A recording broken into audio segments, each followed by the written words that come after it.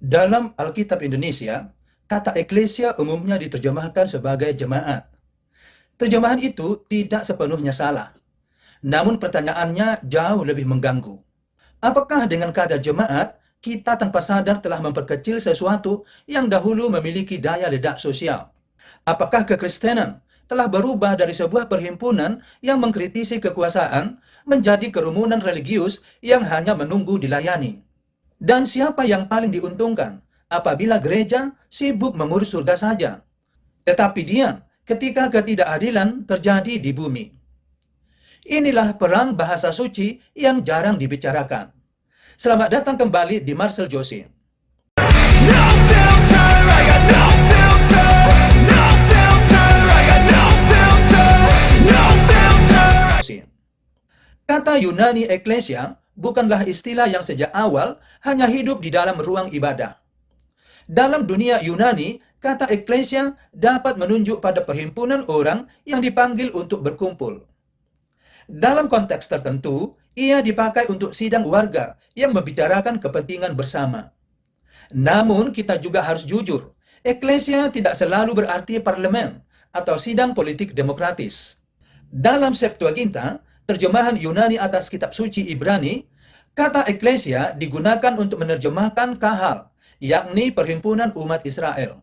Dalam Perjanjian Baru, kata yang sama dapat menunjuk pada komunitas Kristen, kumpulan umat Allah. Bahkan kerumunan sekuler seperti yang terjadi di Efesus dalam Kisah Para Rasul pasal 19. Jadi persoalannya bukan bahwa jemaat merupakan terjemahan yang sama sekali keliru. Persoalannya adalah apa yang terjadi terhadap imajinasi kita setelah kata itu diterjemahkan dan dilembagakan. Dalam pemahaman modern, jemaat seringkali dibayangkan sebagai kumpulan orang yang datang ke sebuah gedung pada hari tertentu. Mereka duduk menghadap ke depan. Beberapa orang berbicara. Sebagian besar mendengarkan. Program disusun oleh pengurus. Keputusan diambil oleh elit. Jemaat menjadi penerima pelayanan. Pendeta berkhotbah. Majelis memutuskan. Jemaat mengikuti. Tanpa disadari, perhimpunan berubah menjadi penonton. Padahal, sebuah eklesia bukan sekedar kumpulan orang yang hadir di tempat yang sama. Ia merupakan komunitas yang mempunyai kesadaran bersama, tanggung jawab bersama, dan kesediaan untuk bertindak bersama. Disinilah terjadi penyempitan yang sangat serius. Kata jemaat dalam bahasa Indonesia sendiri tidak selalu berarti pasif. Kata jamaah yang berdekatan dengannya bahkan dapat berarti kumpulan orang atau publik. Jadi masalahnya bukan terletak pada bunyi kata semata. Masalahnya muncul ketika budaya gereja mengisi kata jemaat dengan pengertian yang sempit. Jemaat sebagai konsumen khotbah, konsumen musik rohani, konsumen mukjizat, dan konsumen program keagamaan. Mereka boleh aktif menyanyi, tapi tidak ikut menentukan arah. Mereka boleh bertepuk tangan, tetapi tidak boleh terlalu banyak bertanya. Mereka didorong untuk setia kepada lembaga, tetapi belum tentu dilatih untuk mengkritik kekuasaan. Mereka diajar menjadi warga surga, tetapi kadang-kadang lupa bahwa selama hidup di dunia, mereka juga bertanggung jawab atas kota, bangsa, lingkungan, dan sesama manusia. Inilah domestikasi iman. Kekristenan dipindahkan dari ruang publik menuju ruang privat. Iman menjadi urusan hubungan pribadi dengan Tuhan. Keselamatan menjadi perkara pribadi. Kesalehan diukur dari ibadah pribadi.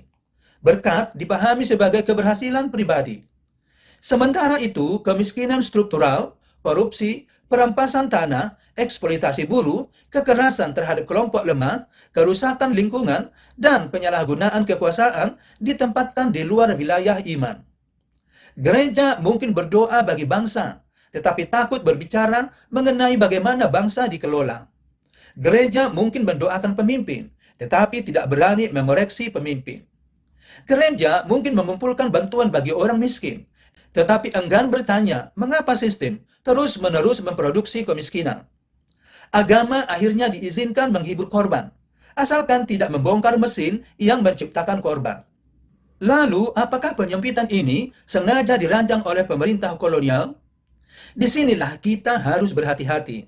Tidak ada bukti cukup kuat untuk mengatakan bahwa suatu hari penguasa kolonial duduk bersama para penerjemah, lalu memutuskan, mari kita ganti eklesia dengan jemaat, agar umat Kristen Indonesia tidak memberontak. Sejarah jarang bekerja sesederhana itu. Hubungan antara pemerintah kolonial dan lembaga misi juga tidak selalu harmonis. Ada kerjasama, tetapi ada pula ketegangan. Para misionaris kadang menjadi bagian dari proyek kolonial. Tetapi pada kesempatan lain, mereka juga mengkritik kebijakan pemerintah atau membela masyarakat lokal. Namun kita tetap dapat mengajukan pertanyaan politik yang sah. Siapa yang diuntungkan oleh gereja yang tidak banyak bertanya? Jawabannya jelas. Hampir semua bentuk kekuasaan. Pemerintah kolonial diuntungkan apabila komunitas Kristen lebih sibuk mengurus moral pribadi daripada mengorganisasi perlawanan. Pemerintah modern diuntungkan apabila gereja hanya mengajarkan ketaatan, tetapi tidak mengajarkan pengawasan terhadap kekuasaan. Elit ekonomi diuntungkan apabila gereja berbicara mengenai kemurahan hati, tetapi tidak membicarakan upah yang adil. Bahkan elit gereja sendiri dapat diuntungkan apabila jemaat memahami kesetiaan sebagai kepatuhan mutlak kepada pemimpin rohani. Karena itu, penjinakan gereja tidak membutuhkan sebuah konspirasi besar. Ia cukup membutuhkan budaya yang terus mengulang bahwa politik itu kotor, kritik itu pemberontakan, pertanyaan itu tanda kurang iman, dan tugas orang Kristen hanyalah berdoa. Setelah ajaran semacam itu diulang dan diulang lagi selama beberapa generasi, gereja akan menyensor dirinya sendiri. Tidak perlu ada penguasa yang membungkamnya. Gereja sudah belajar membungkam dirinya dari dalam. Akibatnya sangat mahal. Kita memiliki banyak gedung gereja, tetapi belum tentu mempunyai cukup banyak keberanian moral. Kita memiliki konferensi besar, konser rohani, sekolah, universitas, rumah sakit, dan jaringan ekonomi. Namun, kekuatan institusional itu belum selalu diterjemahkan menjadi keberanian untuk membela kepentingan publik. Tentu saja tidak semua gereja bungkam. Banyak komunitas Kristen terlibat dalam pendidikan, kesehatan, advokasi kemanusiaan, dialog lintas agama, perlindungan lingkungan, serta pelayanan kepada masyarakat yang tersingkir. Tradisi teologi publik di Indonesia juga terus berusaha menempatkan iman di tengah masyarakat majemuk berdasarkan nilai kemanusiaan dan Pancasila. Tetapi kritik utamanya tetap berlaku. Mengapa keterlibatan sosial sering dianggap pelayanan tambahan, sedangkan ibadah di dalam gedung dianggap kegiatan utama gereja? Mengapa membangun gedung disebut membangun gereja, sedangkan membangun keadilan hanya disebut aksi sosial?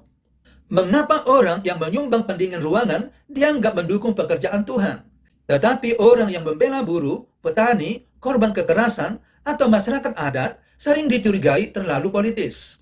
Disinilah kita harus merebut kembali makna eklesia. Namun merebut kembali eklesia bukan berarti mengubah gereja menjadi partai politik. Kehadiran politis berbeda dari politik partisan. Politik partisan bertanya, calon mana yang harus kita dukung? Kehadiran politis bertanya, nilai apa yang harus kita bela? Siapa yang sedang ditindas? Kebijakan mana yang merugikan masyarakat? Dan bagaimana kekuasaan harus dimintai pertanggungjawaban? Gereja yang menjadi alat partai akan kehilangan kebebasan kenabiannya. Namun, gereja yang mengaku netral terhadap ketidakadilan juga kehilangan keberanian kenabiannya. Sebab netralitas di tengah ketidakadilan hampir selalu menguntungkan pihak yang lebih kuat. Untuk menjadi eklesia, gereja harus kembali menjadi ruang tempat umat belajar berpikir, berdialog, berdebat, mengambil keputusan, dan bertindak bersama. Jemaat bukan hanya harus diberi khotbah, tetapi juga harus diberi suara. Anggaran gereja harus transparan. Keputusan tidak boleh hanya berputar di antara keluarga, elit, atau kelompok tertentu. Mimbar tidak boleh dipakai untuk mematikan kritik. Kaum muda tidak cukup hanya diberi acara, musik, dan slogan. Mereka harus dilibatkan dalam persoalan nyata di kota mereka.